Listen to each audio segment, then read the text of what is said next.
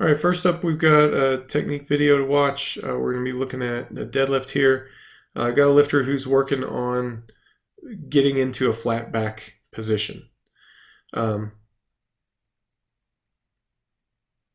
So his question here says, I'm doing hook grip and flat back. Is this flat enough to meet your 80-20 guidelines?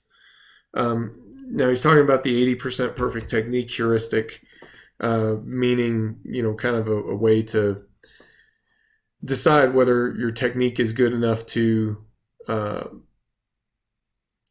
focus on strength and adding more weight to the bar, or if you need to reduce the weight and focus on your technique. So rounding your back, especially if you're trying to deadlift with a flat back, is going to be considered a major error, and that's going to be immediately failing the 80-20 technique heuristic.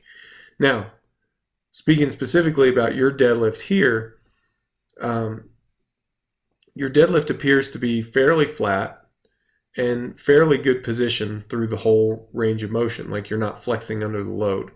Now, the way that I'm determining that is if we look at your deadlift, if we look at your back position here, just as the bar leaves the floor, yeah, you're, by definition, rounded a little bit. But let's watch how you lock out.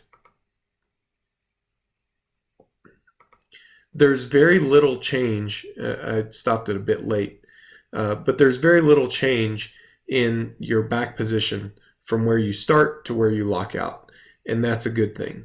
We like to see that. So this, I would say, meets the requirement for a flat back position. I don't see a lot of flexing or extending under load. It seems to be pretty good here.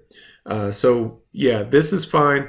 I wouldn't want to see you much more rounded than this, but if you do end up more rounded, say, than this starting position, you're going to start seeing spinal extension as you lock out, and that's going to be an issue.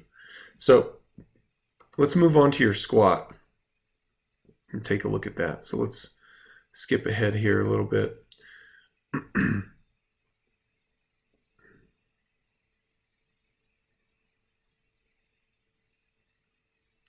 Your squat's actually looking really good. I've got very little complaint here. You might be sitting back even a hair too much.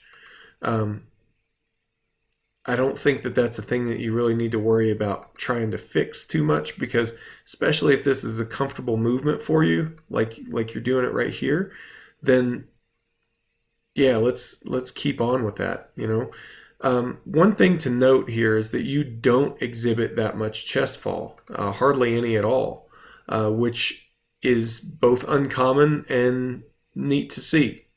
So I don't think with this technique, I don't think you need a lot of quad work. I think you need hip extension work. You need to, first of all, squat a lot and put yourself in these positions a lot. But other things, like even sumo deadlifts or Romanian deadlifts, good mornings, and things like that, things that are training at hip extension strength are going to be useful for you. But I want you to look at where your hips, the position that your hips are in the bottom of your squat. In a Romanian deadlift or a good morning or anything like that, you're not going to get anywhere near this position. So those are good movements for general strengthening, but they're not that specific for squatting in the manner that you're squatting right now.